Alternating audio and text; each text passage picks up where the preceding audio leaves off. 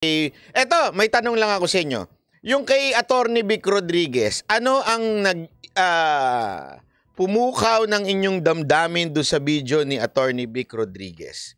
Meron po ba doon sa inyo na alam mo yun, nagpukaw sa inyo nung pinapanood nyo po yung video interview namin kay Attorney Vic? Meron po ba kayong maalala doon na sa tingin mo worth sharing? Pwede mo i-share nga, i-comment mo.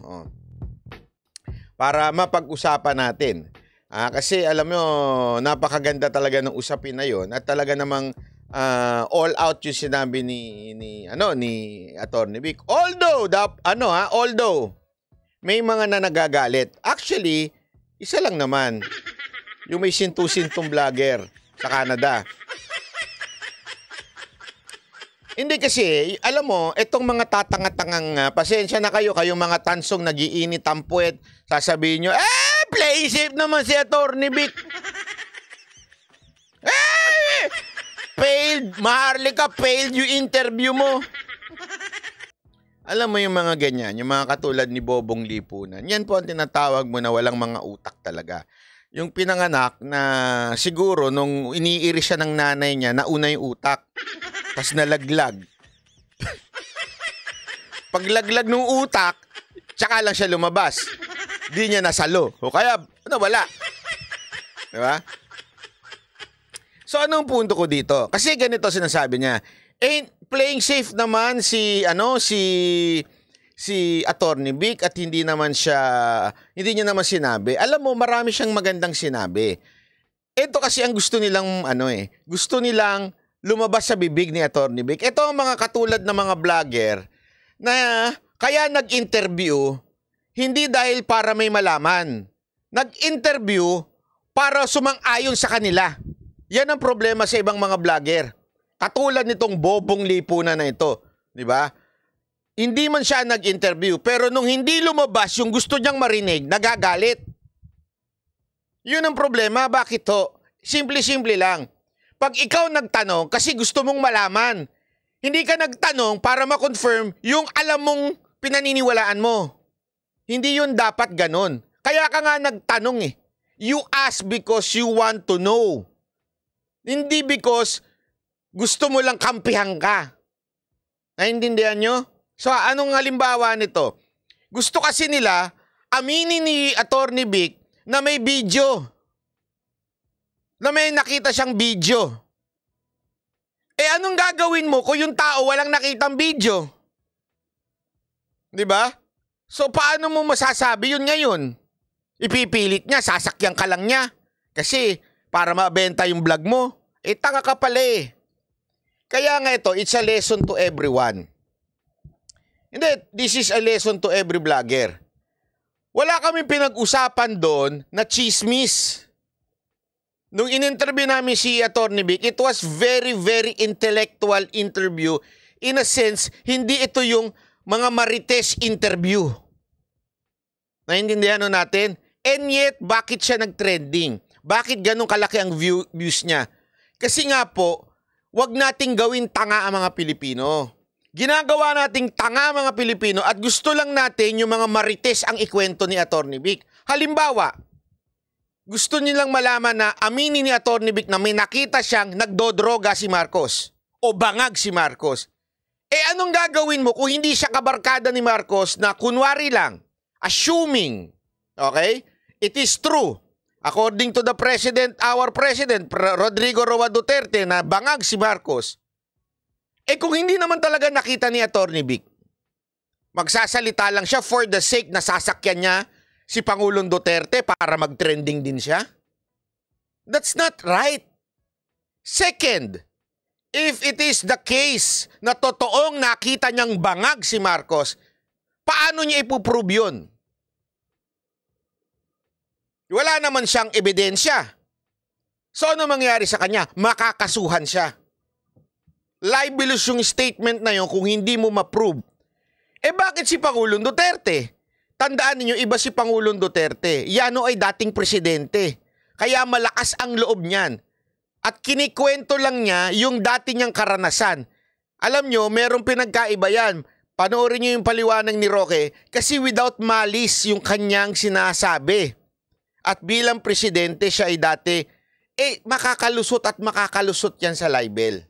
Maniwala ho kayo sa hindi. Tandaan ninyo, marami hong mga judges dyan. Hindi ko naman sinasabing hindi ako naniniwala sa mga judge. Ha? That's not my point here. I believe in our justice system. But, hindi ho magsasalita si Pangulong Duterte nang wala ho siyang hawak.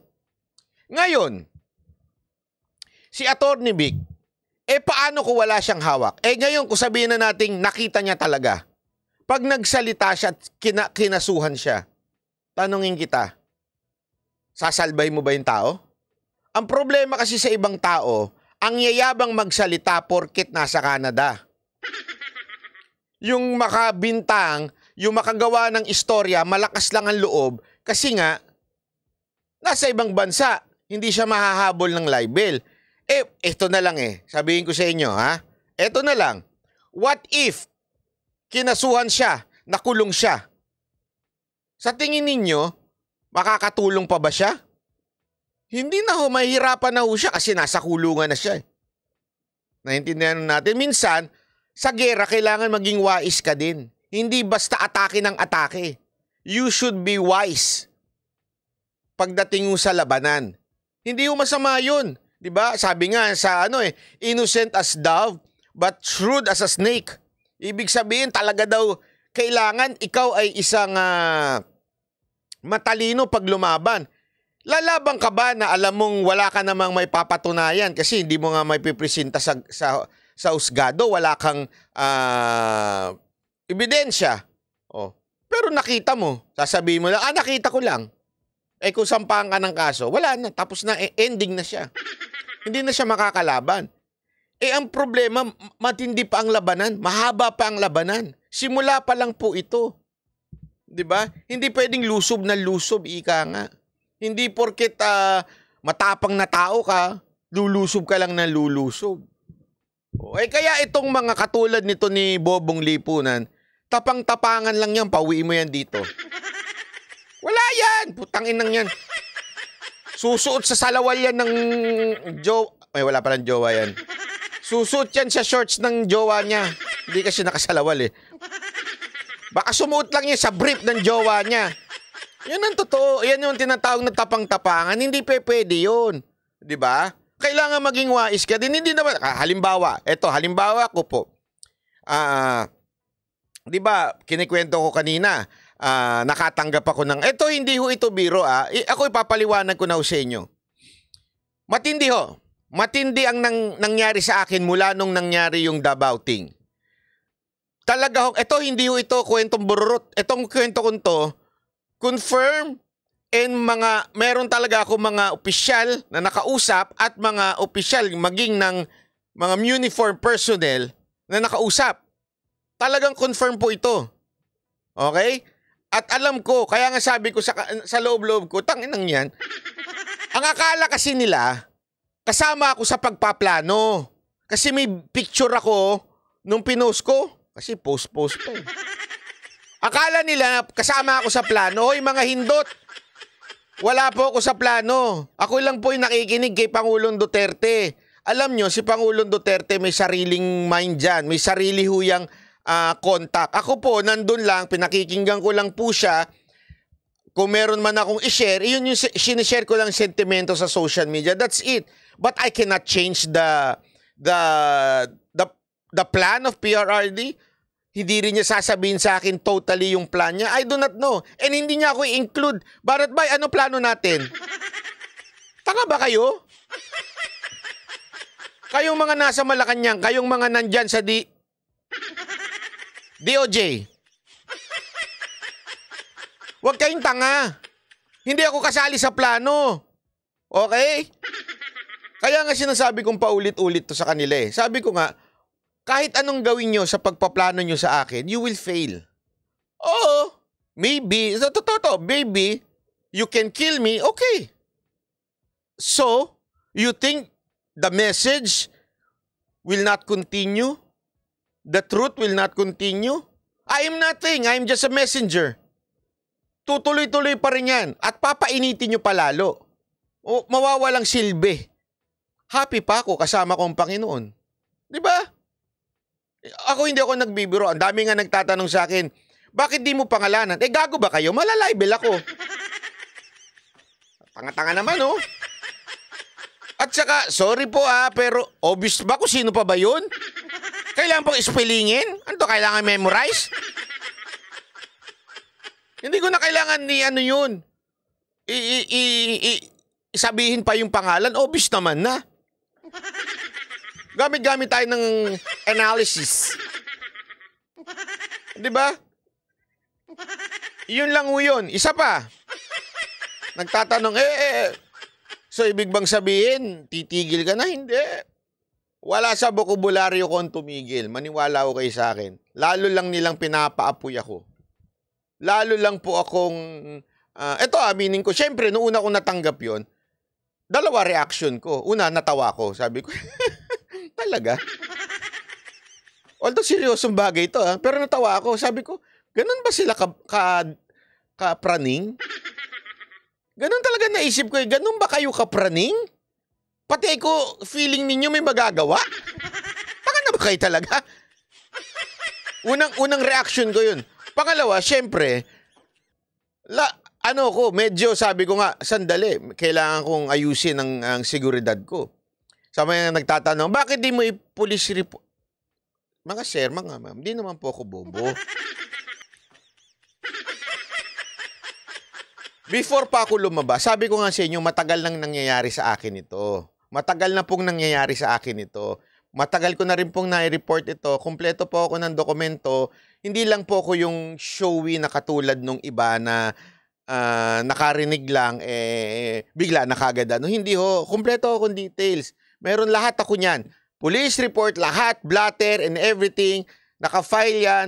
Kaya nga po din meron po akong mga seguridad.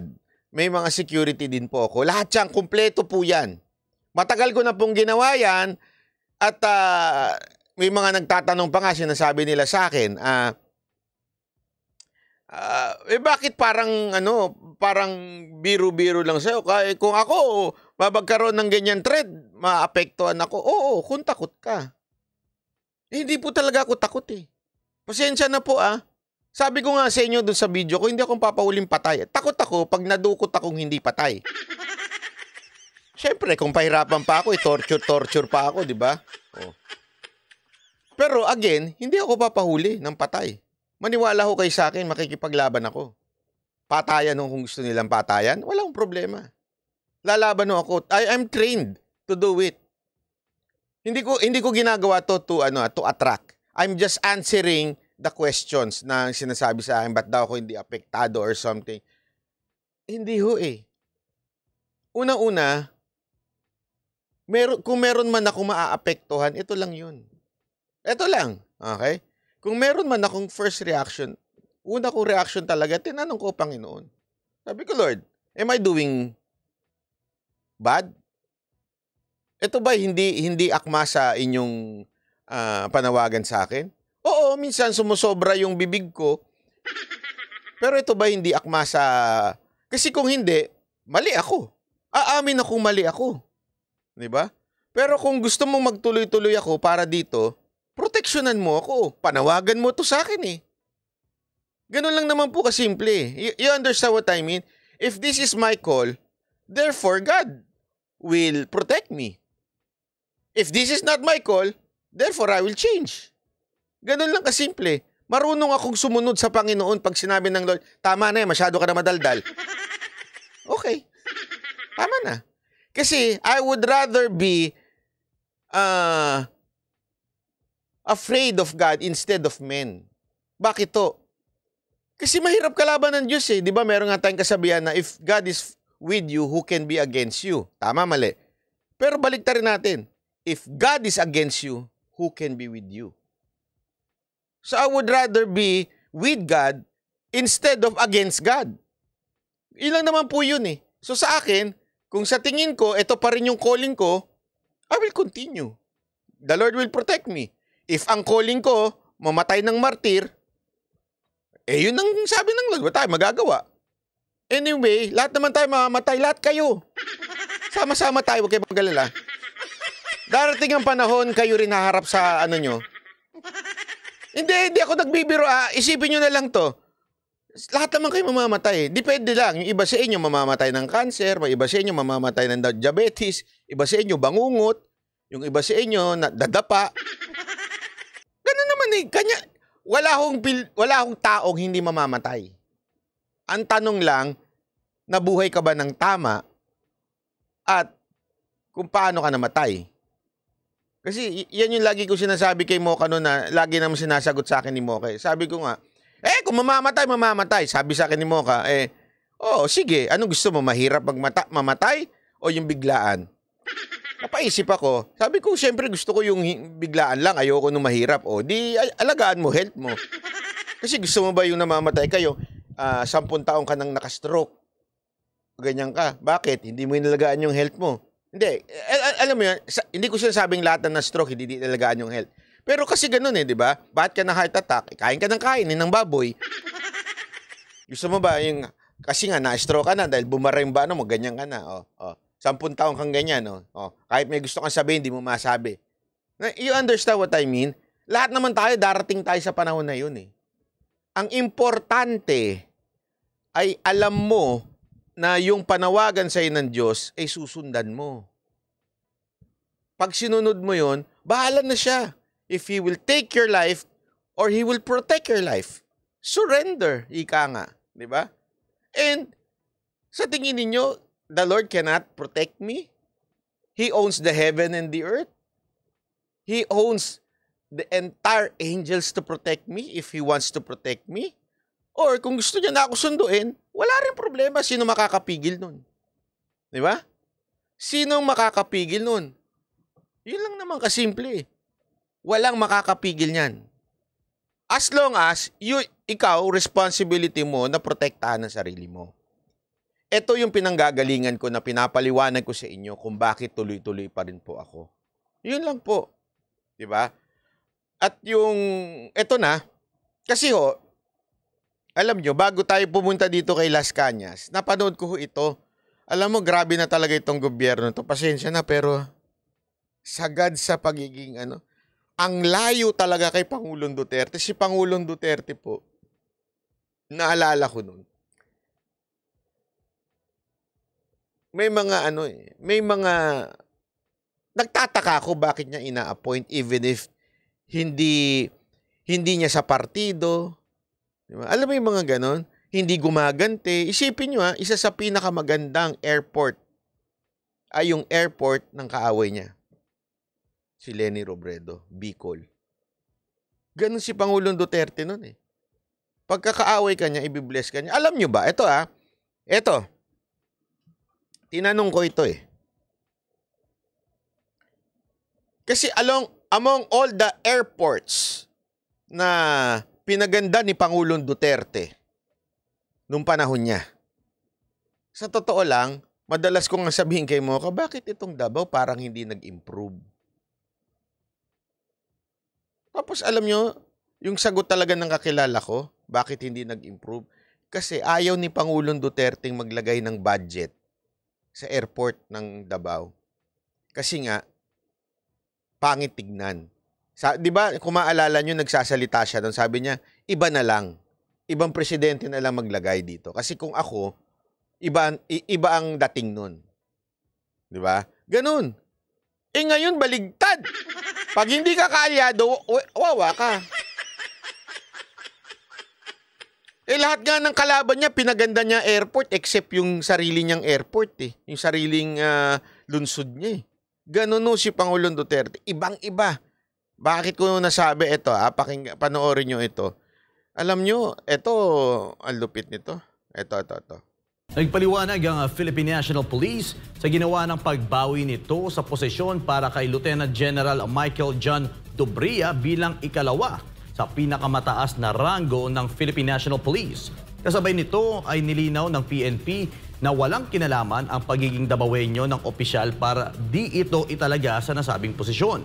Tungayan natin ang dagdag na balita ni Paul. Ito po, alam nyo, napaka-importante nito. Alam mo, this is, whoever decided ito, Actually, it's not the PNP chief eh. Hindi si PNP chief yan. Ang nag-decide po nito, walang iba kundi ang appointing authority. Okay? Maling-mali ho itong ginawa ninyo. Tandaan ninyo, ito mga to, may mga bata ho ito. Ito na kasi, alam nyo, yan isang bagay na nire-respeto ni Pangulong Duterte. Yung chain of commands. Kaya nga mismo, ito, dito ka yung mismong bata niyang si Danao. Kung talagang gugustuhin lang niya, na ilagay yun doon. Bata niya yun eh. Hindi nga naging PNP chief, nag-retire na. Ang dami naghinayang nun. Bakit? Kasi nga meron pang mga nauna. Seniority kasi importante yan sa PNP. Alam niyo yan, mga pulis, seniority is very important dyan. Yung mga class. Si seremonya ho, ito papakita ko yung isang pulis dyan. Ha? Nag-retire na ho yan. So yun yung number 2, si seremonya. Ito na yung number 3. Ibig sabihin, ito na yung susunod. Ito matindi. Na-appoint na. Binawi pa. Kailan? Nung pagkatapos ng speech ng Pangulong Duterte. Bakit ho? Dabawenyo po ito. Nag-serve po ito bilang chief dyan ho sa Davao. Ganun ho katindi yan. Siguro nalaman, number 2 na ito eh. Sabihin ng number 2, ang number 1 yung PNP chief, si Acorda na Ilocano. Tapos ito. Ito meron akong hinala kung sinong ipapalit dito. Kasi nga, alam mo naman, meron pa rin tayong kahit papaanong connect dyan sa loob. Isang Ilocano. Bata nila, sarili nila. Although, sabi nga nung iba na mga kilala ko, ito nang ini-expect na maging second in command. Kaya lang dahil nalaman na taga Davao, tapos at the same time, nag-serve doon sa Davao, so inililink nila kay Pangulong Duterte, natatakot sila na pag ginawa tong number 2 sa PNP, baka magkaroon ng distab, di ba? So magkaroon ng problema at baka biglang kumampi ito kay Pangulong Duterte. Napraning na naman sila. Hayop talaga. Naman ang pagiging dabawenyo ng opisyal para di ito italaga sa nasabing posisyon. Tungayan natin ang dagdag na balita ni Paul Monte. Bakit si Sir Bato dami nilang pasan? Kasi very important yung 3 to 6 months na pangako ni Pangulong Duterte. Okay? Linawin ko lang. Kasi sabi nila, bakit si Bato? Kasi remember, kakatalaga ni Pangulong Duterte. Okay? He has to appoint, yan ang manang tradition dyan. He has to appoint yung pinaka malapit sa Pangulo. Yun yung inuuna lagi. Then after that, kasi siyempre importante, ano yan, balasahan yan eh. Hindi pwedeng hindi galawin yan. Kasi presidente ka, kakatungtong mo. Understandable yun. Kaya nga, pansinin niyo, walang question dun sa unang PNP chief na tinalaga ni Marcos. Walang question dun. Bakit? Naturalmente lang yun. You would put your PNP chief, yung pinaka-loyal sa'yo. Natural yan. But after that, na nagkaroon na ng balasahan, nire-respeto na nila ngayon yung chain of commands. Di ba? O yung tinatawag na seniority. Di ba? Yan, sinusunod na nila yan. Pagka kung sino na yung mga susunod.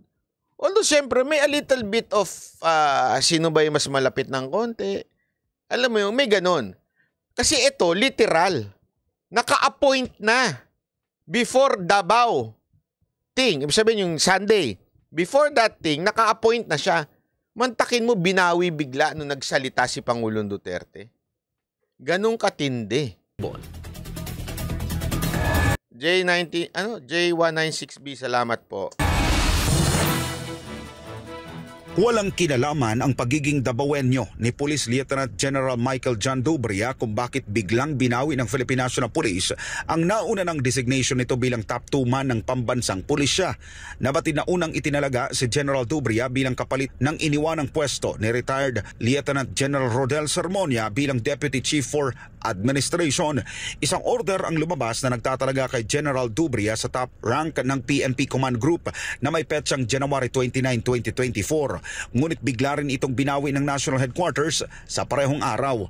Sinabi ni PNP-PIO Chief Colonel Jean Fajardo wala raw kinalaman ang pagiging tubong Davao ni Dobrea kung bakit binawi ang posisyon sa kanya. Well, I don't have any information about what you said, sir, but alam po natin ang transfer and designation po ng any PNP officer ay hindi po natin tinitignan kung ano po yung kanyang sinasabi niyo pong affiliation. Pagdating... So ito, baka i-correct ako ng iba dyan. Bakit 29 pala siya in-appoint after Sunday na yan?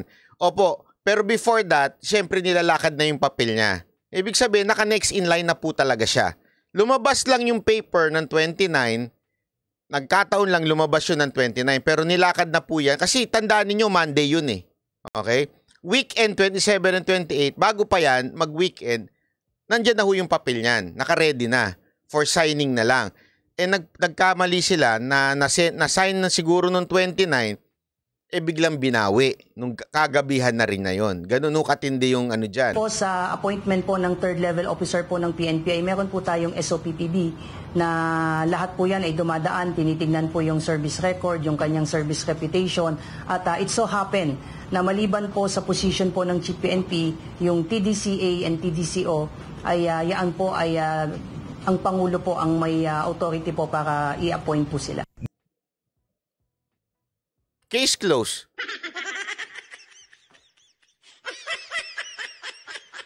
Actually, medyo babawi si spokesperson eh.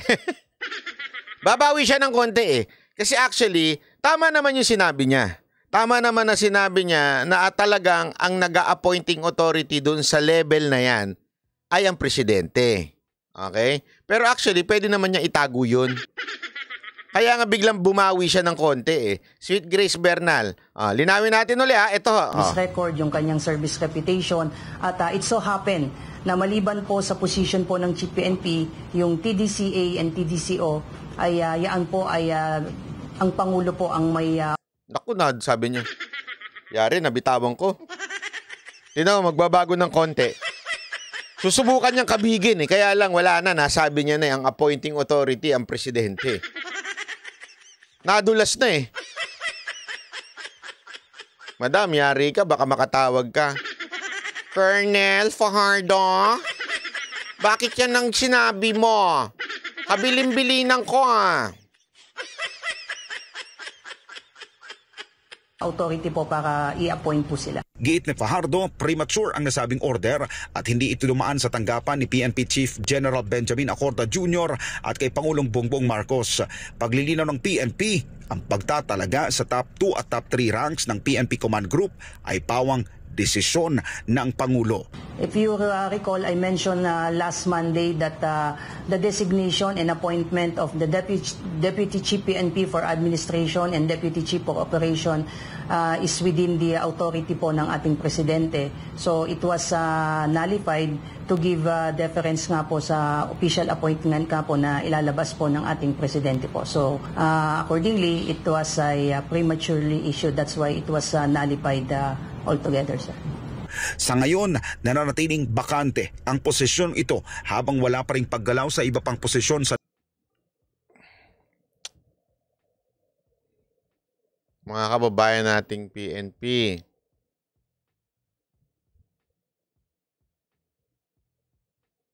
Gusto ko lang mag-hi.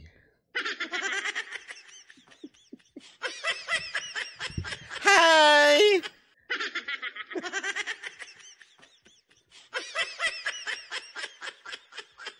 Gusto ko lang mag-hi. Bakit ba?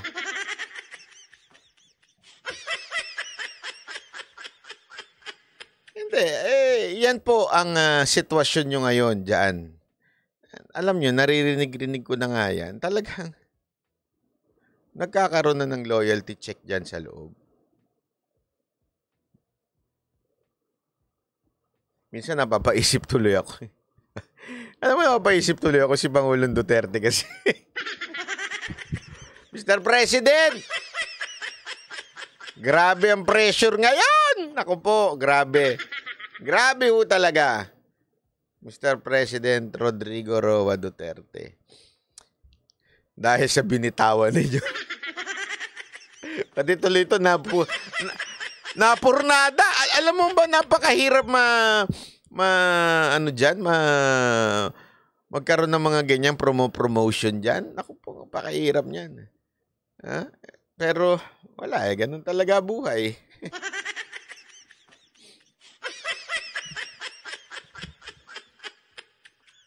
Alam nyo, kaya natin din ipinlay po yan.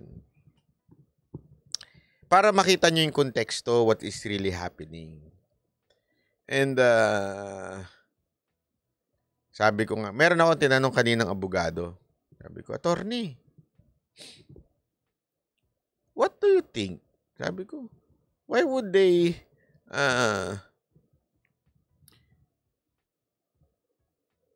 why would they spend so much time or even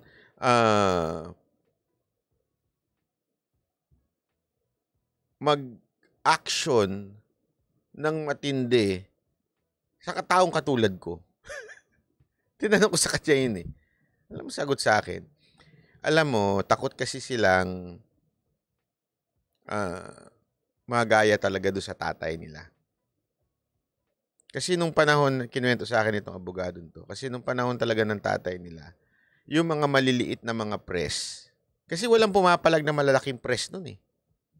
Ang mga pumalag pala nun, kasi ako honestly, hindi ko naman po kabisado yung time na yon kung sino-sino yung mga umu-oppose na media, kasi wala pa naman social media nun eh. Sabi na yung panahon ng tatay ni Marcos, yung mga maliliit na media, yun ang mga nag-o-oppose. Yun yung mga nagsasalita sa mga radyo-radyo lang, mga AM lang, mga ganyan. Siguro, naisip nila na hindi pwedeng baliwalain ang mga maliliit na social media kuno. 'Di ba? Yun ang kanila. Yun ang isang teorya nitong nakausap kong abogado na magaling pagdating sa history. Pangalawa, sabi niya, kung yung mga vlogger na walang kwenta yung mga rapper kinukuha nila Ibig sabihin, that's how they see etong mga vloggers. How much more pa yung mga vlogger na political vlogger na talaga.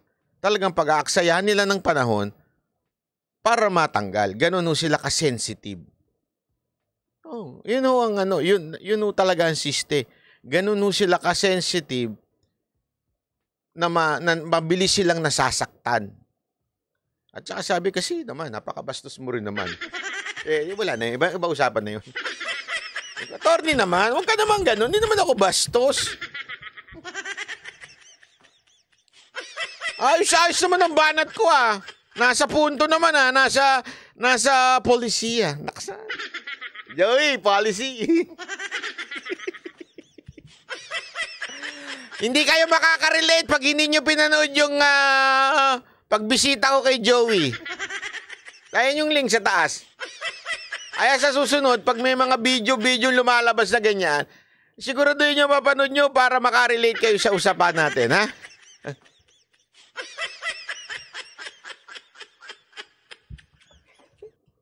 Policy.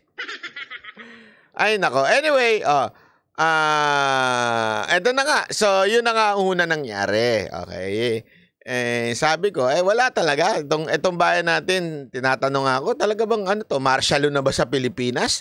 Hindi kasi ganito yung senaryo nun Yung mga media, although siyempre wala pa social media nun, so mga AM. Yung iba kontrolado nila, yung mga malalaking network, nung panahon ni Ferdinand Marcos Sr., yung malalaking network na control nila. Dalawa ang hindi nila na-control noon. Karen May Plato, salamat po. At dalawa ang hindi nila na-control noon. Yung Catholic Church and the AM, yung mga maliliit na broadcaster sa AM. Yun yung hindi nila ma-control. Kaya doon nagkakaroon ng pinipigilan, kinukulong, yun. Ngayon, ewan ko nga, asan ba yung Catholic? Sorry, I'm not the religion. Sorry. Erase. Delete. Asan yung CBCP? Parang nawala, no? Parang nawala yung CBC. Alam mo, hindi ko nga maintindihan bakit itong mga lintik na mga dilawan na ito, mga pinklawan, biglang nawala. Di ba? Yun ang totoo eh. Bigla silang nawala. Ito nga CBCP na sobrang daldal noon, nung panahon ni Pangulong Duterte, nawala. Pero mayroon naman pumalit sa kanila. Ano yun? Yung ano ni Kibuloy. Magagalit na naman mga taga-SMNI. SMNI, I love you. Hindi, at least pareho pa rin. Kung dati CBCP, yung ano, sorry, not CBCP, Radio Veritas, yun yung radio station na, di ba sila Cardinal Sin, yun sila yun di ba? Yun Radio Veritas ang kumokontra nun kay kay Marcos Sr. Ngayon, iba na. SMNI na, yung kay Kibuloy naman, di ba? Sabi nga nila, ang history daw ay nagre-repeat. Ayun talaga. Tapos, itong mga AM radio broadcaster, ito naman na ngayon yung social media. Okay, ito na. Ito yung feeling nila, makokontrol nila. They're trying to control. Maniwala ko kayo. Ang problema lang kasi, kaya hindi na nila pinag-aaksayan, hindi naman sa hindi pinag-aaksayan, hindi na nila mapigilan si Maharlika kasi nasa ibang bansa. So, hindi talaga nila magigipit yun doon. So, ang next na gigipitin nila yung nasa Pilipinas. Yan na po yan. Yung pressure raw. Actually, hindi lang ako eh. May nag-message sa akin na isang prominenteng tao na malaki ang nagagawa pagdating sa pagmumulat ng basta isang nasa sining ng pelikula. Itong tao na ito nakatanggap din ng threat.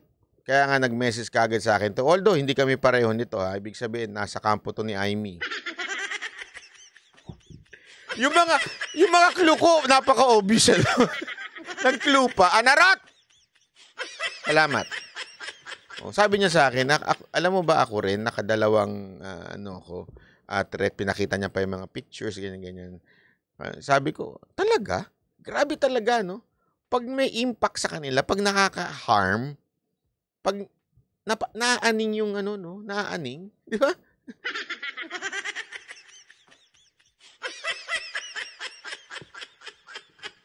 Kaya nga, ay nako. Anyway, ito, isa pang issue ngayon, yung kay Las Cañas. Alam mo, sa totoo lang, kanina pa ako, napapaisip. Sabi ko, i-discuss ko pa ba itong walang kwentang si Las Cañas? Wala kasing kwenta tong animal na to eh. Nagmukha na kanta. Hindi, ito dito mo talaga makikita na meron talagang pamerienda sa media. Kate Hoffman, maraming salamat. Kasi itong si Las Cañas, dati na itong pumiyok-piyok. Alam mo yun, yung isipin mo literal, kunwari sa karaoke, pumiyok-piyok na to, kumakanta na My Way. Kumakanta, ganyan na kumanta. Di ba? Kung ikaw yung may-ari ng KTV, pakakantay mo pa ba yan? Dahil dyan, nabibuisit yung mga ibang customer. Kasi piyok ng piyok. Di ba? Pumiyok na yan dati. Walang kwenta yung mga testimony niya. Naging tae. Ngayon, eto na naman. Dinagdagan. Sabi ko nga, wala bang tumanggap ng ibang offer? Si Las Cañas lang ba talagang tumatanggap ng offer? Josefina Gozo, salamat po. Hoy, Las Cañas, bigyan mo naman ng pagkakataon yung iba na magkaroon ng karir. Walang niya, inangkin mo na lahat eh. Tapos pati yung, yung may kwento ka dati, tapos dinagdagan mo ngayon. Anong katangahan yun? Sana man lang naghanap kayo ng ibang witness. Tapos iba yung kinuwento niya para medyo credible. Ito, dati nyo ng witness, dati nyo na sinasabi to, tapos lumabas na naman ngayon, iba na kwento. Sino maniniwala dyan? Ang gago nyo naman. Diba? Sino ba naman tanga-tangang maniniwala pa na iniba niya yung kwento niya kasi kasali na ngayon si Duterte sa labanan, si Vice President Inday Sara. Diba? Isipin nyo, tanga na lang talaga siguro ang hindi makaka-realize na itong taon to marites. Parang yung mga followers ni Bagong Lipunan, tanga na lang talaga eh. Hindi nila pa rin alam na yung sinusundan nila, although iilan lang sila doon pag nag-live siya. Umaabot pa ba ng 100 yun pag nagla-live?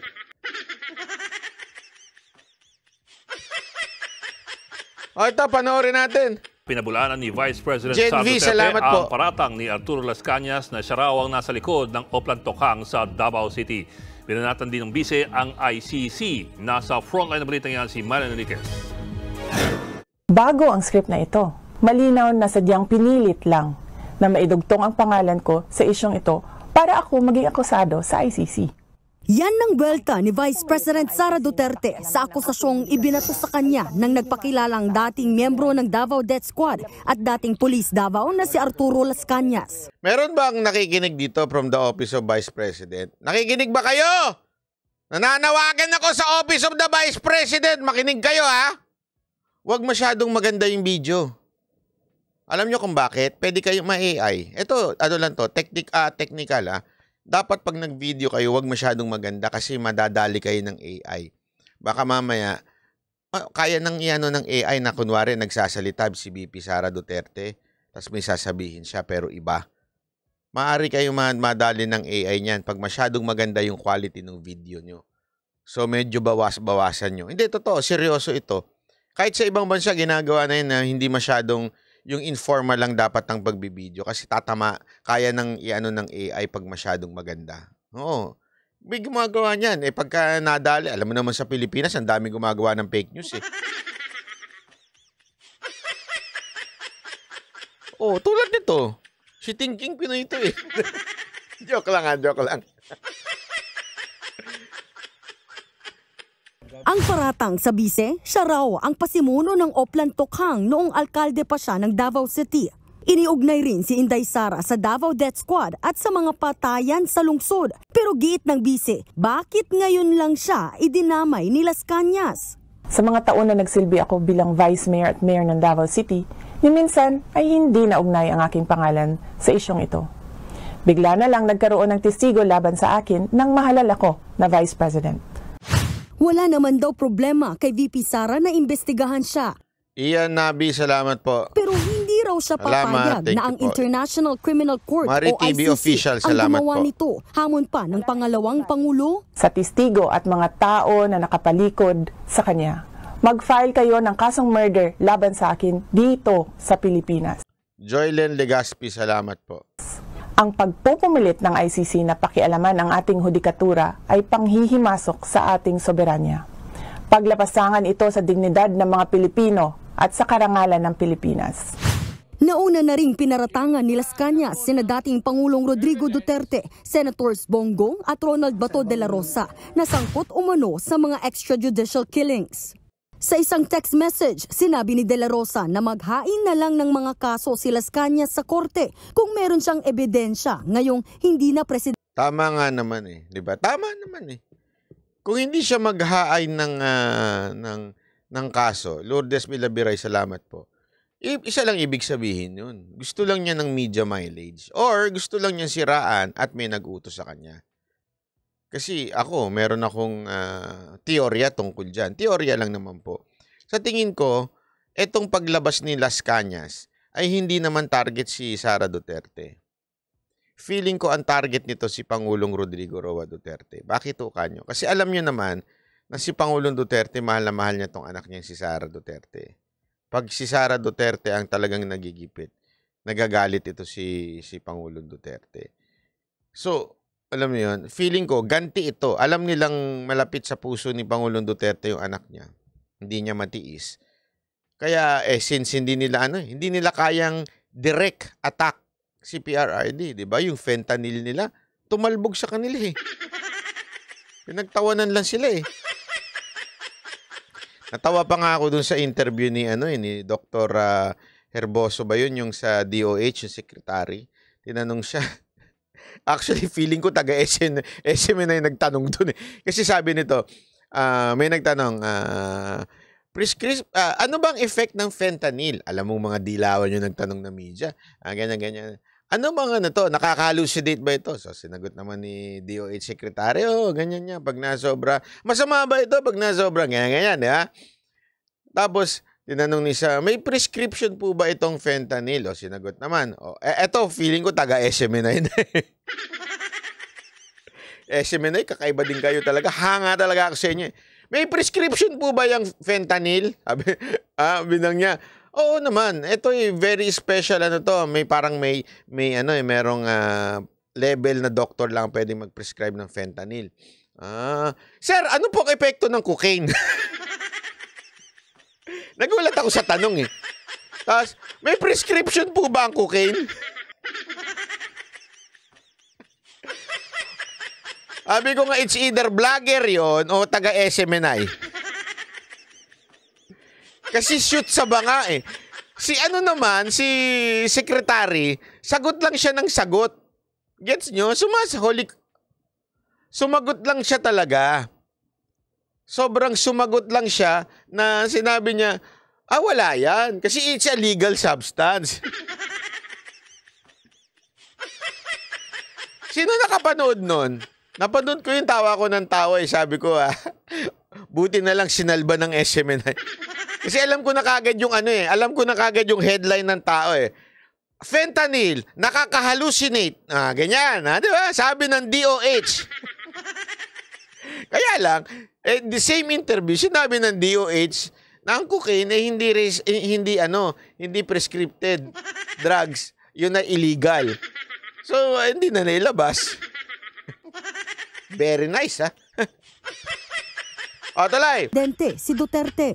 Ayon naman kay Senator Go, gawa-gawa at pawang mga kasinungalingan ng mga bintang ni Las Cañas. Kahit kailan daw, walang iniutos na anumang iligal si dating Pangulong Duterte at hindi naman daw gagawa si Go ng iligal. Wala pa namang bagong tugon si Duterte.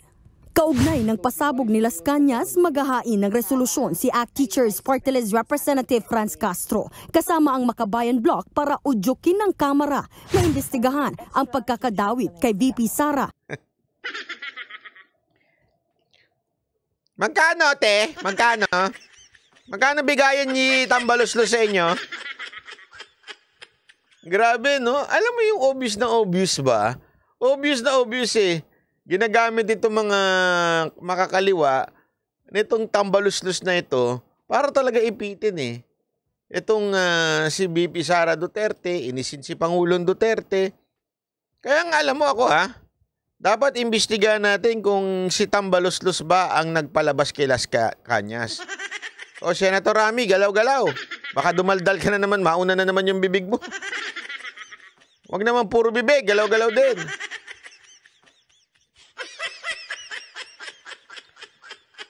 Kasi, eto what's the sense of going to the house? Okay lang sana yan eh, kung, alam mo yun, kung may nangyayari. Wala naman din eh. Ba't hindi na lang kayo magdemanda? Mag-file na lang kayo ng case. Anyway, if that is true, I think makukonvict naman eh. Di ba? Ganun lang naman kasimple yan. Baka sabihin ng iba, immunity. Hindi ho. Ang pagpatay, hindi ho yan immune, ha? Hindi pwedeng sabihin na ang Vice President pwedeng pumatay, tas immune siya. Hindi ganun. So, kung talagang pagpatay, alam mo yun, kasi yun yung sinasabing involved siya, parang siya yung ng death squad ang DDS. Okay? So, ibig sabihin nun, hindi ho yan cover ng immunity ni Vice President Sara Duterte. Ba't di nyo gawin? Bakit gusto nyo pang dalhin sa Kamara instead sa korte? Yun lang kasimple yun eh. Las Cañas, panis ka na sa totoo lang. Panis ka na.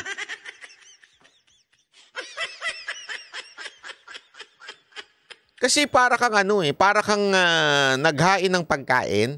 Di ba? Hinain mo yung pagkain. Naluto na, adobo. Halimbawa, adobo. Tapos medyo panis na yung adobo. Kasi ang tagal eh. Walang nangyayari. Yung kadadaldal mo nun, walang nangyayari. So, panis na yung ulam, panis na yung adobo. Tapos bigla nagdagdag ka pa ng ingredients na, dagdagan ko ng bawang. Last minute mo dinagdag. Wala na. Ang panis na. Panis ka na eh. So, kahit dagdagan mo pa, hindi nasasarap yan kahit masarap ang bawang. Di ba?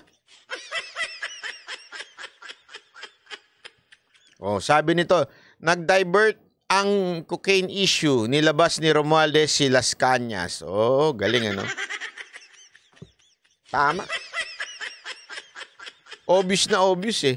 Hindi, antayin ninyo. Marami pang lalabas. Marami pa. Ako, hinala ako, may lalabas sila kay Attorney Vic eh. No. Kasi ang ganda talaga ng interview kay Attorney Vic. Doon na, napakaano eh. How do I put this? Kasi maraming nagsasalita dyan. Okay? Maraming nagsasalita against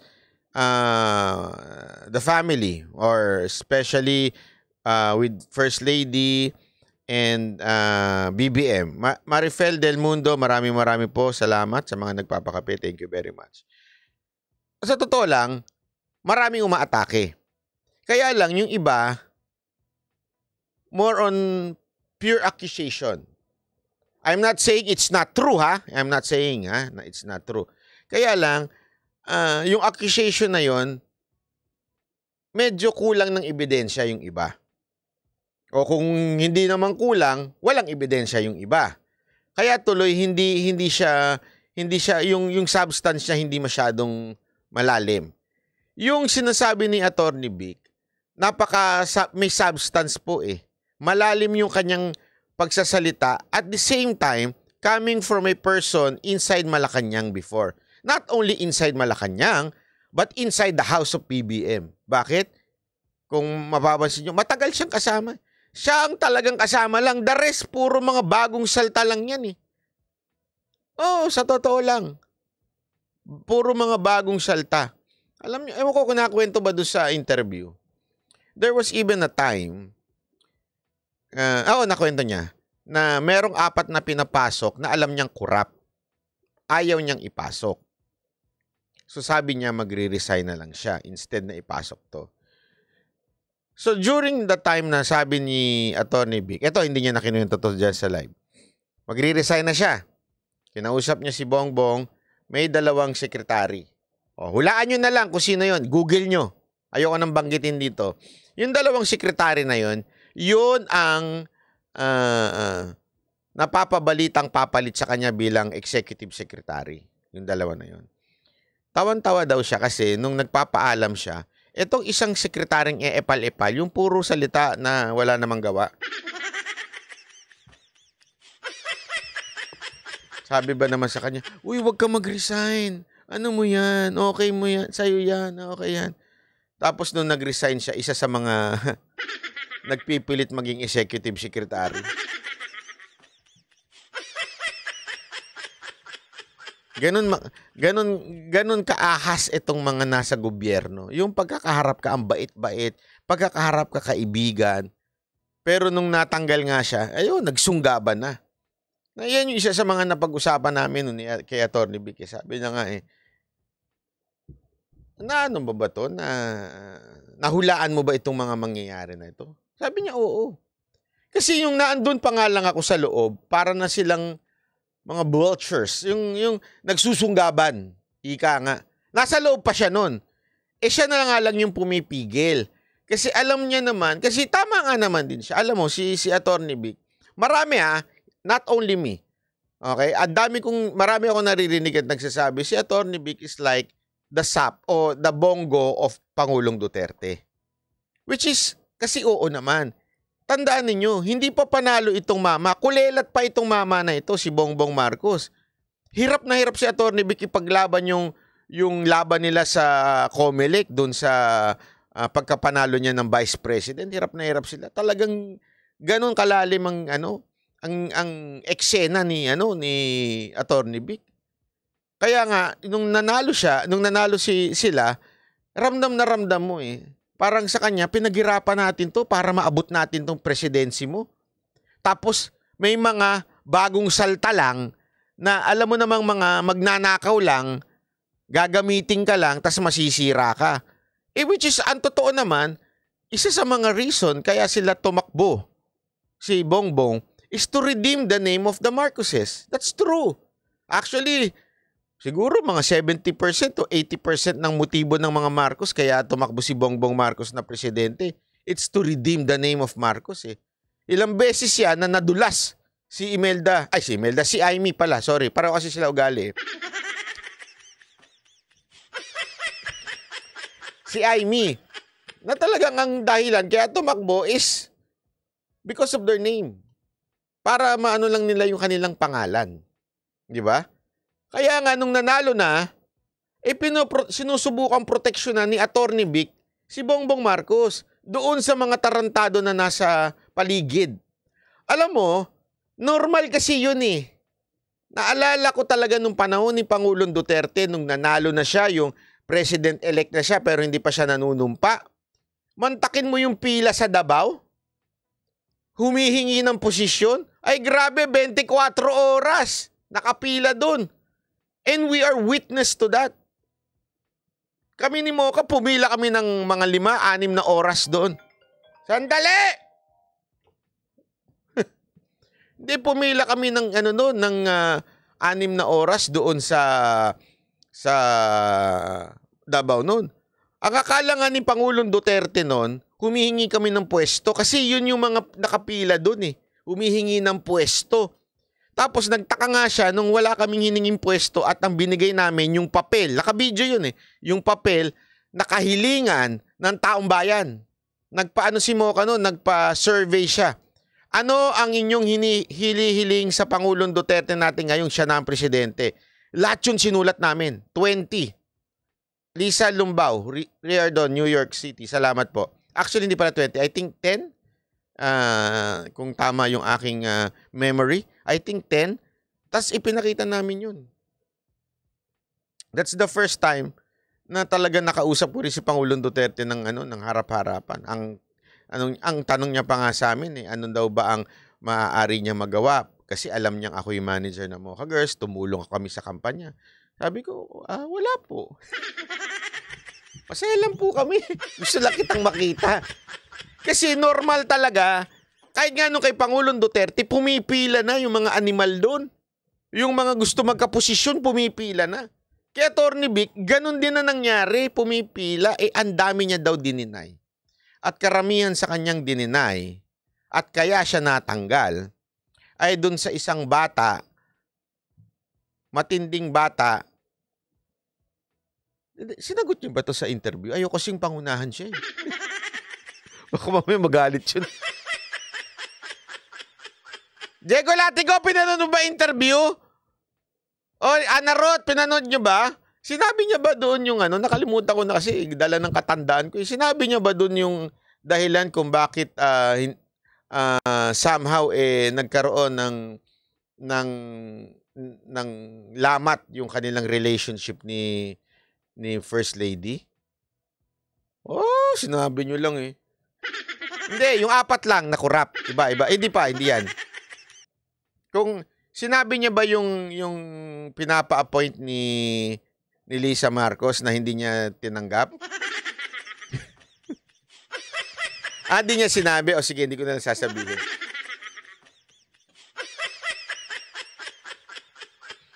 So may gusto daw i-appoint na alam niyang kurap.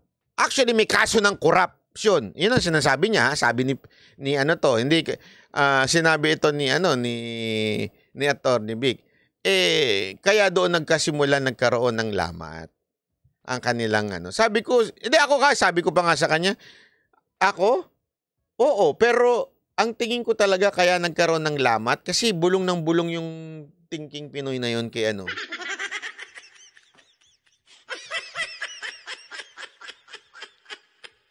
Ingat ka, walang sinabi, walang nabanggit na pangalan si Atty. Hindi, kasi sa totoo lang, ngayon yung sinasabi ko na parang yun ang dahilan kung bakit, alam mo yun, bakit humina tong aircon ko? Yan. Yun yung isang dahilan kung bakit po nagkaroon ng lamat ang relationship nila. Yun. Dahil doon sa tao na yun na gustong i-appoint. Tapos, eto na naman, di ba? Eto na naman po. At may planong kasuhan. Kaya nga sabi niya, ina-expect niya. After this interview, sigurado ako, maglalabasan yung kaso ko para lang masabi nilang, mapabulaanan nila yung sinasabi kong wala akong kaso. Sa madugong drug war, Para sa akin, nakaka-worry yung ganito na merong secretary na involved sa mga sa mga tokhang, sa mga Opo, nag-resign siya, hindi tinanggal. Correct. EJK at iba pang mga hindi kaaya-ayang mga gawain. Ayon naman kay Solicitor General Maynardo Guevara, maaring isyuhan ng arrest warrant ang sinuman kahit pa may posisyon sa gobyerno kung makita ng korte na may sapat na ebidensya. Pero ibang usapan na raw ang tungkol sa kakayahan ng ICC na ipatupad ang arrest warrant. Kailangan daw kasi ng ICC ng tulong ng bansa para maihain ang warrant. Kung hindi raw tutulong ang Pilipinas, mahihirapan ang ICC.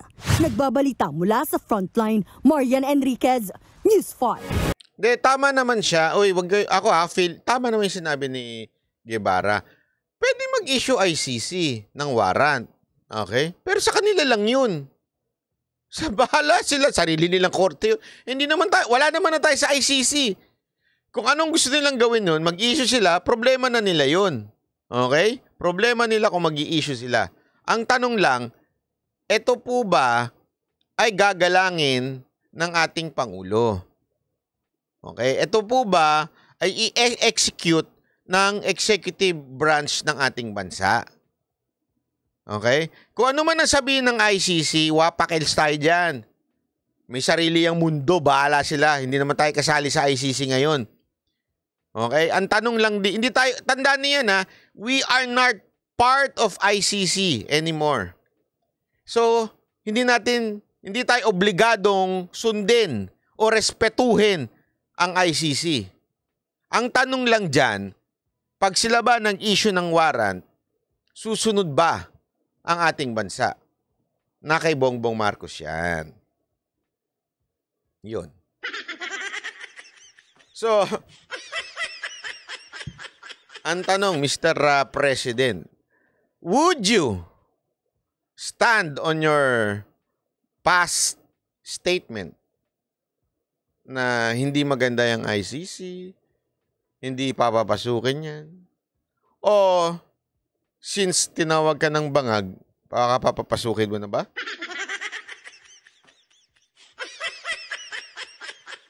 Hindi, yun po talagang dyan eh. That's the truth. Since tinawag ka na bang bangag ni Pangulong Duterte,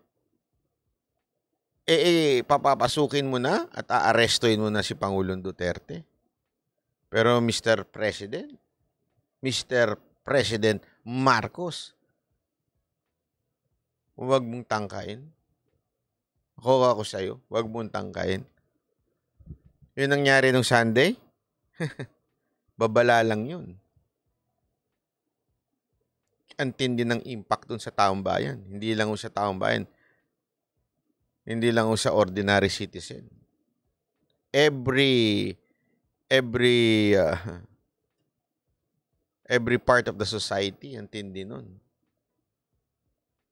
Ngayon, kung paplanuhin mo yan, naniniwala ako, yan ang pinakamatinding trigger point.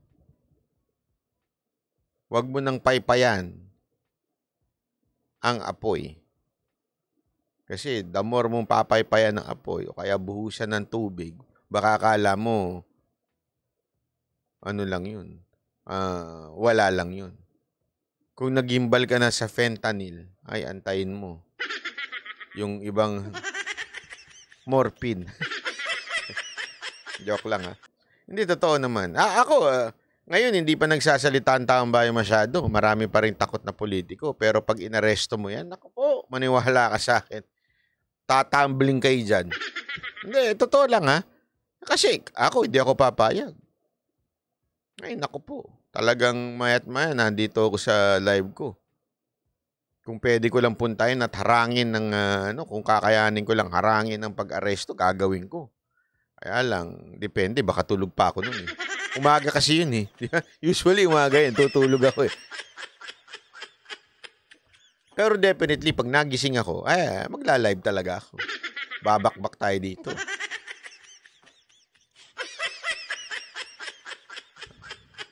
Mindanao Independence, okay ba kayo? Sino payag? Alam ko na kagad ang patunguhan yung mga ganyang tanong eh. To divide us. Alam mo, Brad, wag ako kasi iba ho ako eh. Ako honestly, I would still, sabi ko nga, di ba, I understand the sentiments of Mindanaoans. Oh, matagal na nilang ano yan eh, battle cry yan eh. Matagal na nilang battle cry yan. Pero ako, I will not give up.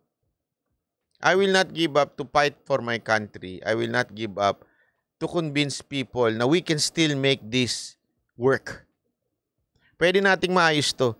The only reason why naging ganon ang pananalita ni Pangulong Duterte because he is so frustrated na binababoy na eh. Binababoy ang konstitusyon and walang gumagalaw. Nabayaran na ba lahat? Ano na nangyari? Although some senators are against it, actually, they're only against on PI, not against in changing the Constitution kasi tutuloy pa rin nila eh. Yung quote-unquote economic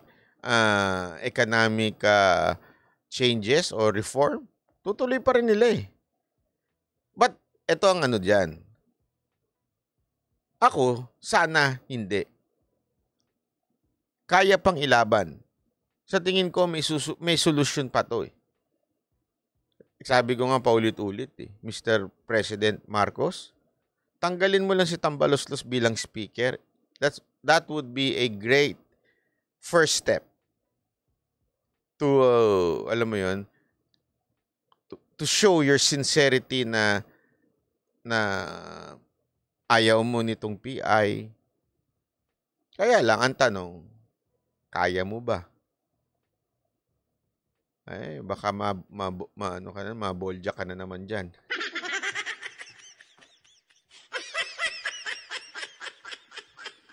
Hindi, yun talaga yun eh. Ako sa tingin ko, yun ang pinakamalaking pagbabagong magaganap. Pag tinanggal mong speaker Son Romualdez, pinalitan mo ng masasabi mong hindi bias na kongresista, yung talaga nasa middle. Okay? Hindi bata ng executive, 'di ba? Hindi bata ni Mamsi, hindi ka bata ni Marcos. Pag pinalitan mo 'yon, that would be a stepping stone para humaayos ang bansa natin. Pero if not, wala. Kaya lang, ako I understand. Kaya niya kayang harapin yung kanyang asawa? Hindi, totoo, di ba? Kaya niya kayang harapin yung kanyang asawa. Kasi alam naman natin, di ba? According to the President, Rodrigo Roa Duterte, idea ng kanyang asawa ito at ni Romualdez. At eventually, napapayag nila yung si BBM. O ngayon, ang tanong, kaya ba? Di ba? Sana sa kalibre ni Cayetano, sabi nito isa, actually pwede si Marcoleta. I mean, I understand na minsan pumopro Romualdez din siya. Pero kahit ayoko naman kasi na ilalagay mo lang dyan is yung anti-Romualdez lang. Hindi fair yun. That's not going to be a fair speaker. Kaya nga dapat yung nasa gitna eh. Yung neutral ba ika nga. I-neutral, tapos at least hindi nyo kaaway, hindi nyo rin kakampi. Ang iniisip talaga bayan. Di ba? Kung ilagay na lang kaya natin si Busita dyan.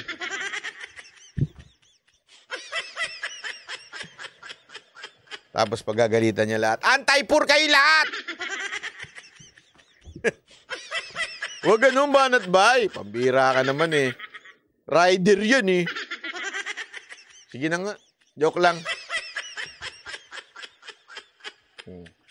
Sabi nito isa, Mr. Banat, if tatanggalin si Tambaloslos at ipapalit ay takot ni Lisa. Ang gulo naman. May mangyayari din ba? Yon. Kaya nga, hindi dapat ganun. Ewan ko. Anyway, ito pa. Natawa ako dito, tinapanoorin niyo to. Nabisto ang pagsisinungaling ng lead convener ng grupong nagsusulong ng People's Initiative sa Senado. Ayon sa isang kilalang abogado, pwede itong ma-cite for contempt dahil sa di pagsasabi ng totoo sa ginanap na pagdinig. Narito ang balita ni Franco Baranda. Bahay ni Speaker Romualdez, ganon. So, ang naging host at nagkumbida ay si Speaker Romualdez. Tama po ba? Ako po ang nagkumbida. Paano ka magkukumbida? Di mo bahay. Oo nga. Bihira naman. Again, when was this party, sir, and where was the place that you met and discussed that, and then you finally... This was several parties, several... Saan po? Iba-ibang lugar eh. Ibang lugar. Kasama po ba sa lugar na yon ang Kongreso o ang bahay ng Speaker? Hindi naman. Halos mabulol at uutal-utal kung pagtakpa ng lead conveners ng People's Initiative for Ang hirap niyan no? Kasi nagsinungaling siya dyan na hindi pa daw niya nami-meet si Romualdez at saka si Zaldico. Oy, Zaldico! Kamusta na ang pera ng bayan? Zaldico!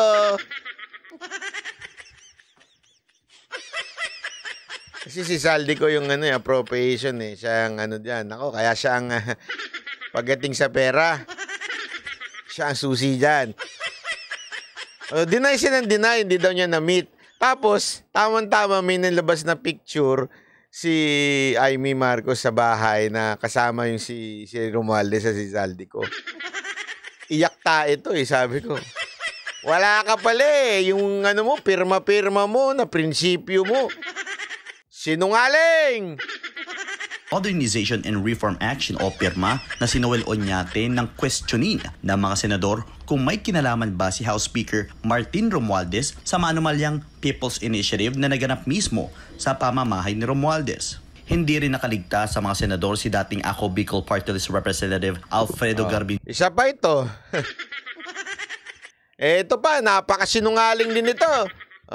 Ngayon, abogado na siya pero dati yung congressman ng Ako Bicol. Na ngayon, ano nangyari? Ang nangyari diyan pinalitan ng iba. Si Zaldico, di ba? Naku po. Isa pa to Junior sa kanyang sagot nang ipinakita ang photo kasabay ng petsa na magpapatunay na ang kasalukuyang Ako Bicol Party List at House Committee on Appropriations Chairman Zaldico at si House Speaker Romualdez ay magkasama. Ganun po ba? Sigurado po kayo kasi marami-rami ang meeting ninyo, mga party, dinner. Sabi nga ninyo, ilang beses kayo.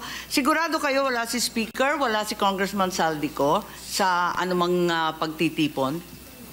Madam Chair, in all the meetings that transpired, none of the presence of Congressman Zaldico.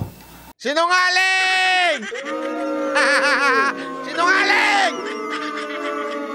And Speaker Romualdez. Sinungaling! Ang kapal na mga mukha ninyo! Napakasinungaling nyo! Was there? They were not there. Pero sa larawang ipinakita ng mga senador sa sagot ng mga tagapagsulong ng PI ay tumambling ang kanilang binitawang pahayag.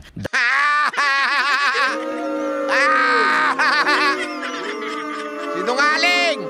Huwag ka nang iboto! Dahil sa petsa, caption, larawan pa lang ay sapat na para sabing nagsisinungaling ang mga ito. Sasabi mo lang na hindi naman kayo nagkita Sabi nyo sina Congressman Garbin lang. Ikulong mo yan! Utang! Wala pala to Kung ako yan, kinulong ko yan. Bakit? They're under oath. Remember, they are under oath. Nagsinungaling sila under oath. Because, it slipped my mind. It slipped my mind. Slip my mind o na-slip yung mind mo. Magkaiba yon. Nakatulog ka siguro. Hinday, Aid, salamat po. Madam Senator. That was the okay time lang. Kung nakalimutan ninyo bigla, is Speaker Martin Romualdez supporting your group? To help us in the signature campaign, yes. Okay, so it's very clear that Speaker Martin Romualdez is supporting your group po. He is all out behind the People's Initiative. Is that correct? Yes, we coordinate with the Speaker. Ay, bigla napatingin siya nung sinabi niyang yes. Sabi niya, tartado ka. Oy, mga payaso! Napaka-obvious nyo tingnan mo yung isa. Nagulat siya nung sinabi niyang yes Martin Romualdez is supporting your group po. He is all out behind the People's Initiative. Is that correct? Yes, we coordinate. Sabi niya, anong yes? Nag-usap na tayo Yari ka, Brad. With the speaker and the Thank you very congressman. much. Oy, ba't mo sinabi yun? Sabi ni Sao. Ba't mo sinabi yun? Yari tayo dyan. I think the 3% per congressional district. That's correct, Madam Senator. Thank you. Sa sagot naman nila Oñate at Garbin ay sinabi ni Attorney Marlon Bosantog sa programa ng Laban Kasama ang Bayan ng SMNI na malinaw at sapat na basehan na ito para i-cite in contempt. It is impossible for you to see that it slipped my mind na nakausap mo si Congress Speaker mismo sa bahay niya sa meeting na ikaw ang nagpatawag. Yeah. Tapos nung nahuli ka, sinabi mo it slipped my mind. Nagsinungaling ka, pinagtakpan mo isa pang kasinungalingan. That is an assault to the integrity of the Congress. Okay, kaya lang, ang tanong. Asa ka kay Senator Amy?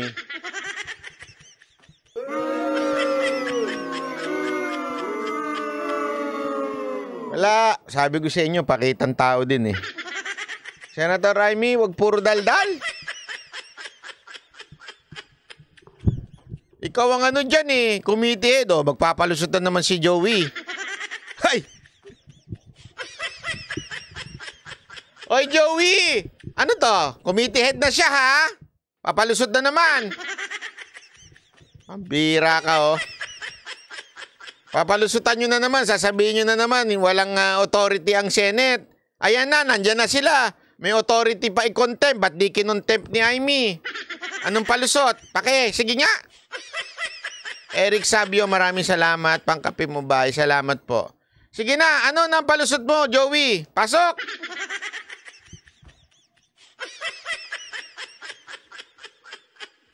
Or to the Senate as a whole. Tama. And that could be the proper basis for the filing of or for the charges of contempt.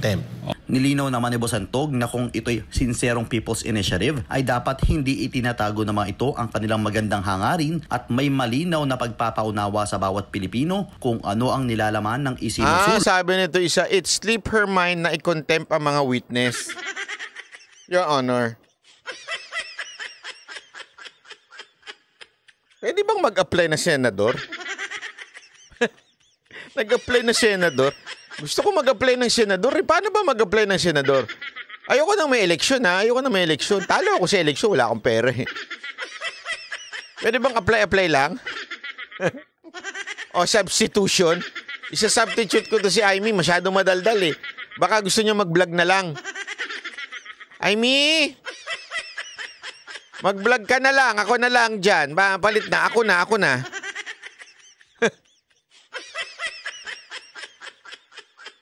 Na pagbabago ng saligang batas. Para sa Diyos at Pilipinas Kumhal. Kasi alam mo ba, Banat Bay, I think you're single out, Amy. Yung expectation mo masyadong kay Amy. Oh, I know. It's the entire,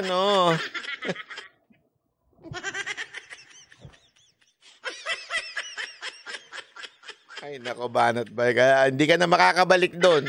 Hindi ka na paaakyatin doon. Hindi kasi, you're single out mo si Amy, eh. Hindi naman yung trabaho yun, eh. It's the entire government.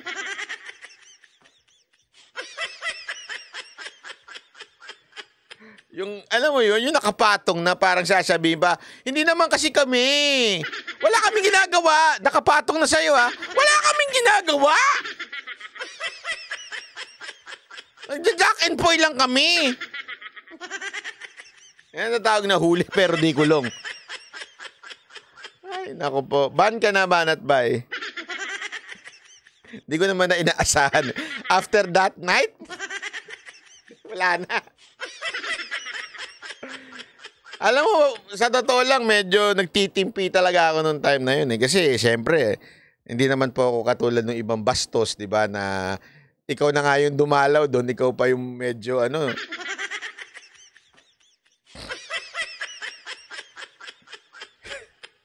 Panoorin nyo kasi, kaya hindi nyo maintindihan. Panoorin nyo yung mini debate na yun.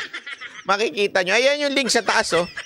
Anyan dyan sa chat box. Panoorin nyo yan mamaya. Bandang dulo, ha. Dulo nyo panoorin.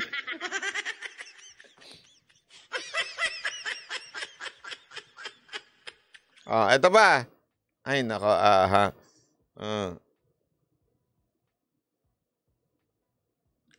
Ito muna. Meron lang akong good news.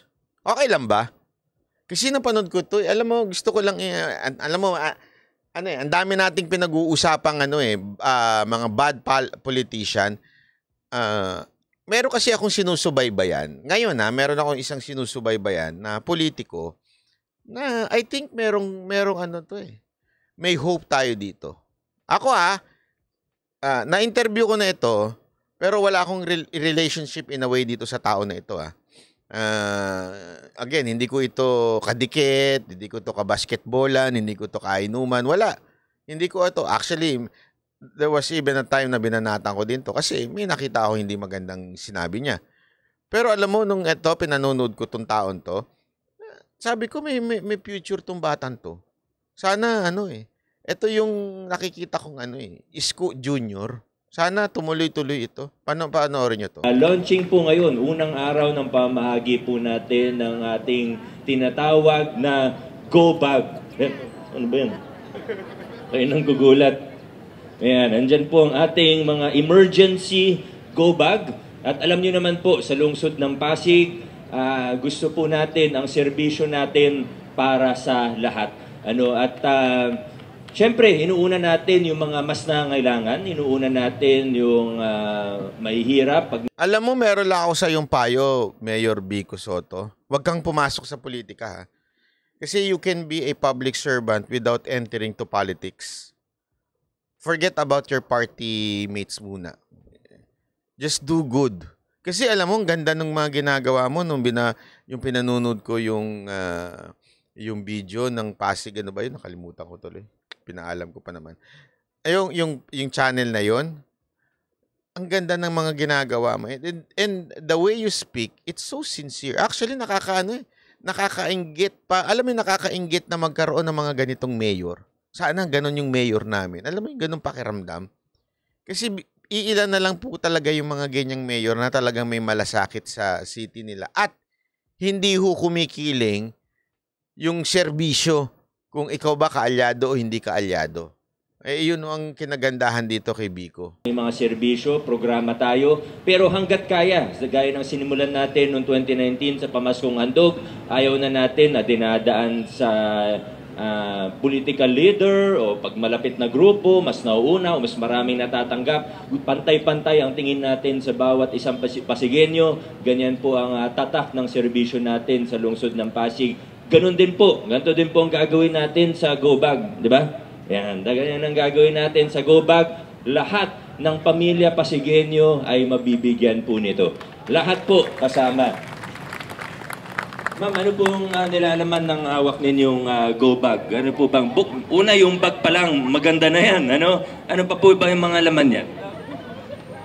Ay, meron po itong lamang health kit po para po sa ating pamilya. Meron pong mga flashlights. Flashlight, isa lang. Flashlight na yung walang baterya, yung hand crank na flashlight. Meron po dyan yung mga... Kala ko yung walang ilaw na flashlight walang baterya, ginaganon-ganon lang. Exercise ba? Bandage, may thermal blanket, meron pong yung gunting na kahit maong kaya gupitin, hindi po biro yun, para sa emergency situations, pag nasugata na ganon. Ayaw natin mangyari ang anumang sakuna. Lagi tayong nagdadasal na hindi magkalindol, na hindi magkasunog, pero mas mabuti na yung handa tayo. Susunod naman po, hindi tayo ayan, yung mga glow stick pa. Hindi natin isa-isa. Ipopost naman yung mga... Yan, para pag may concert, di ba? Iba ba yun? Sorry. Nilalaman yan. At makakatanggap naman ng bawat Pasigenyo yan, Pero lang, pakiusap lang po. Kaya po natin binabanggit din ngayong flag raising. Akala ko sasabihin niya, pakiusap lang po, wag nyo na may bebenta. Baka ibenta nyo sa ibang lunsod. Ceremony. Hindi lang para i-launch, kundi para magpaalala lang po sa ating mga kapwa Pasigenyo dito sa Pasig, gusto po natin at talagang tinataguyod natin ang mga prinsipyo ng mabuting pamamahala, transparency, participation, accountability. Pero tungo po dyan, lahat tayo ay may bahagi rin. Dapat po ang bawat isa sa atin ay... Alam mo kung bakit ko nagustuhan to nung pinanonood ko ito? Kasi ganito dapat ang mga mayor, 'di ba? Hindi lang nagre-reaction. Kasi minsan, 'di ba, meron tayong tinatawag na yung reactionary lang, yung nagre-react lang whenever there is a disaster or emergency. Ito kasi talagang they're preparing it eh. Alam mo 'yun? Dahil totoo naman that is something na hindi mo mapipigilan. Minsan may mga disaster talaga magaganap. At least, yan, ano kaagad. Sobrang malaking bagay. How I wish meron kami yan dito. Puro dilatang bulok ang pinibigay. Maging honest, may integridad po ang bawat isa sa atin. Sana po walang kukuha ng higit sa isa o walang susubok na kumuha ng higit sa isang bag. Kasi yung bag pa lang talagang pag-iinteresan mo na kasi maganda eh. Waterproof, hindi nga tayo magugulat kung hindi lang pang emergency to gamitin. Baka mamaya makita natin pag pumunta tayo ng beach, dala-dala po ito ng mga, hindi naman bawal yun, pero hanggat maaari isa para sa kada pamilya lang po, maging honest po tayo bilang Mayor Vico, pengin naman. Magsuburakay ako eh. Joke lang po, joke. Hindi, alam mo, maganda. Palakpakan naman natin. Palakpakan. Hindi, gusto ko lang kaya nga ako ito pinlay lang just to kasi para naman hindi tayo palaging banat. Pag may mga makikita naman tayo, hindi ko alam kung anong kulay nito ha. Ibig sabihin, hindi ko alam kung anong politika nito ni Vico ha. Kung ano ba to, kung ano mang makaya, Makaleni, di ba may sinasabi nila, Makaleni daw whatsoever, makaganito. I don't care. Basta gawa ka ng kabutihan mo sa bayan mo and stay there. Okay? Huwag ka munang tatalon. Huwag ka munang makikinig dun sa mga bulong ng bulong. Ingat ka dun sa mga bulong ng bulong. Hayaan mo munang mag-stay ka dyan. Ayusin mo muna kasi balita ko, naaayos dyan. Although, yung mga nagtatago mga traffic enforcer ng Pasig, nandyan pa rin yan sa Ortigas. Mayor. Sa ibang mga lugar nawawala na eh. Pero yung sa Ortigas, along Ortigas, yung malapit sa Robinsons, at saka yung kanto ng Metro Walk, yung mga niyan, nagtatago yan eh. Yung mga animal na yan. Yung mga blue boys dyan. Sana mabantayan mo yan, Vico. Mayor Vico Soto ha. Yung mga biglang nanggugulot na, bulaga! Huli ka! Ganon. Sabi ko nga minsan, pagka ako, ginano nila, binulaga nila, sagasaan ko talaga eh. Hindi ko nakita eh. Bigla kang sulpot-sulpot eh. Hindi, bigla talaga siya sumusulpot-sulpot dyan. Tapos, hindi ko nga maintindihan dyan, yung barrier dyan, very tricky yung barrier dyan eh. Pwede ka naman dito sa loob na dumiretso. Pwede ka rin naman doon sa labas na dumiretso. Ano ba purpose ng barrier? May ganun pa dyan eh. Tuloy yung ibang tao nalilito. Malayo pa lang, nalilito na kasi nasa gitna sila, di ba? Supposedly, 3 lane yan. 3 lane yan eh.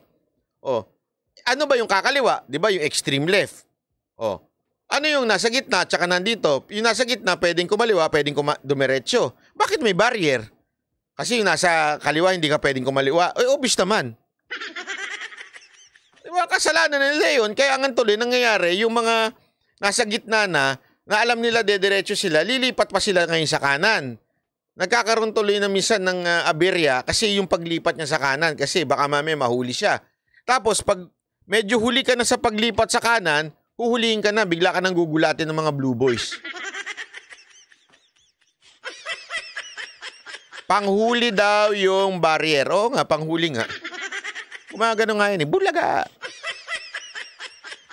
Hindi, good job ka na, Mayor Vico eh. Yung siguro, maglagay ka lang ng magaling pa na pinuno ng traffic enforcer. Yun lang Sana ho. Uy, may mga nagbabalita, 700,000 daw na subscriber. Hindi ko po napansin. 700,000 na po ba? Ewan ko. Anyway, kung 700,000, hindi, gawin natin 800. Di ba? Pwede naman. Hindi, alam mo, mga ganitong tao, mga malais ko ito. Patagalin mo pa to, mga another 6 years or maybe another 2. Ilang terms pa ba siya? 2 terms, di ba? I think. Pang ilang term na ba niya? Ay, hindi, pangalawa na ata to. Baka pwede pang pangatlo yan. Maraming magagawang maganda ito si Vico.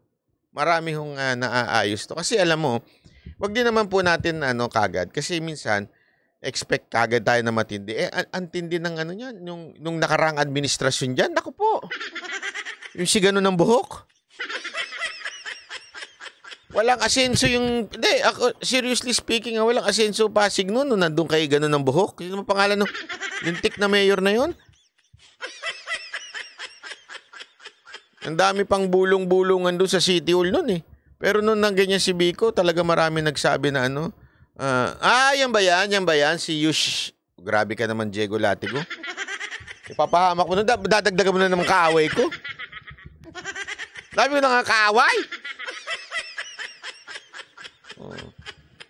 Sana ganyan din si Yorme. Ganyan naman talaga si Yorme.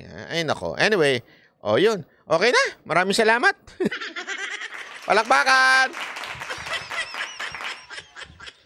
Maraming salamat po uli sa araw na ito. Magkita-kita huli tayo bukas. And hopefully, ano ba bukas? Friday!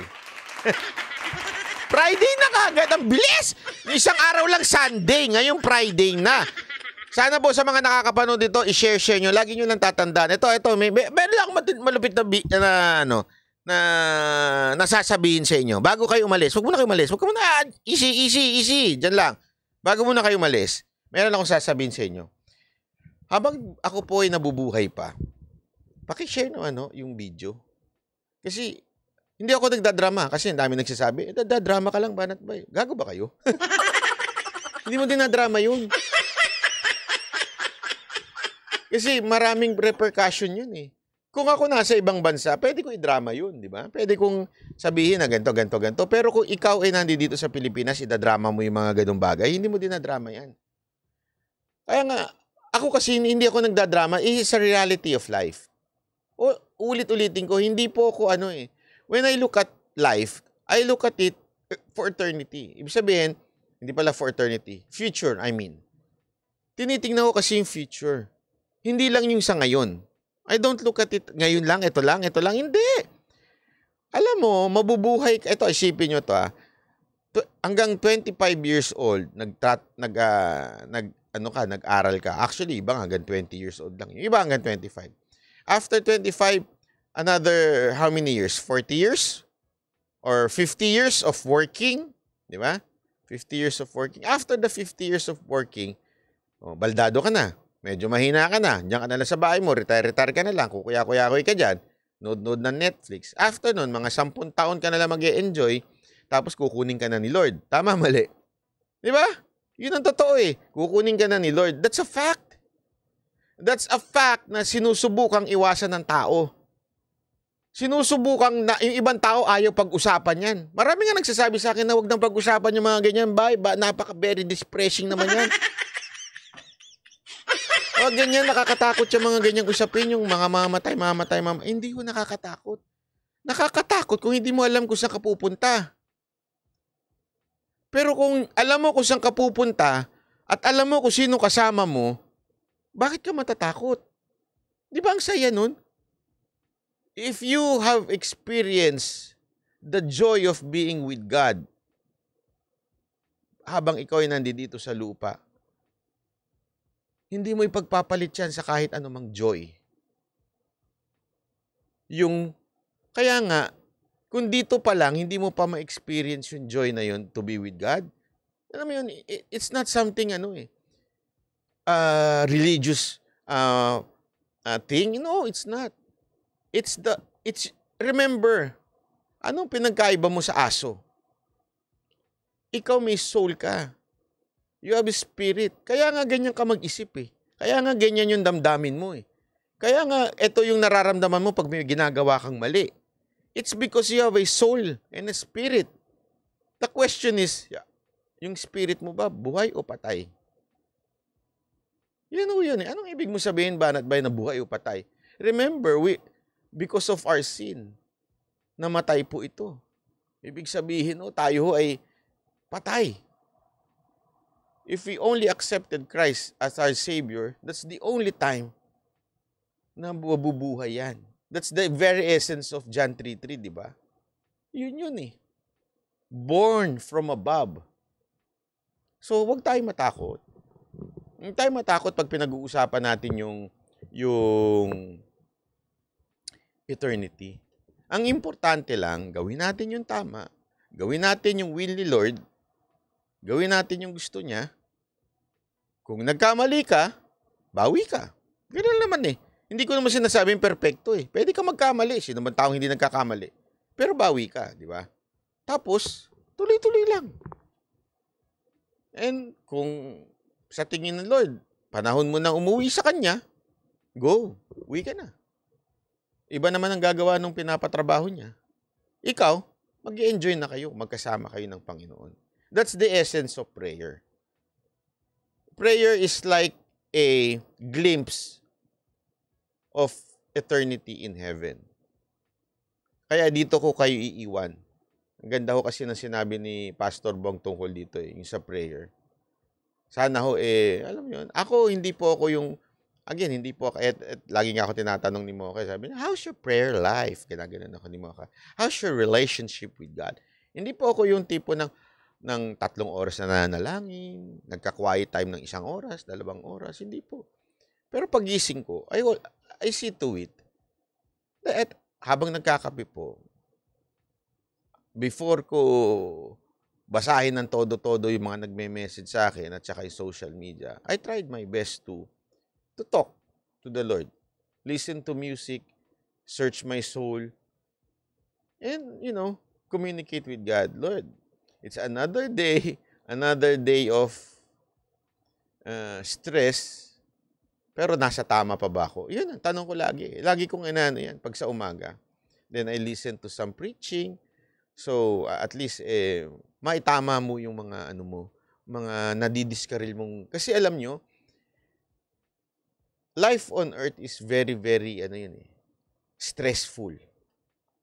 Alam mo, lahat na lang, papangit ng papangit, hindi ng paganda ng Kaya nga, ang akin dito, habang may buhay ka pa, habang it's not too late, think of your eternity.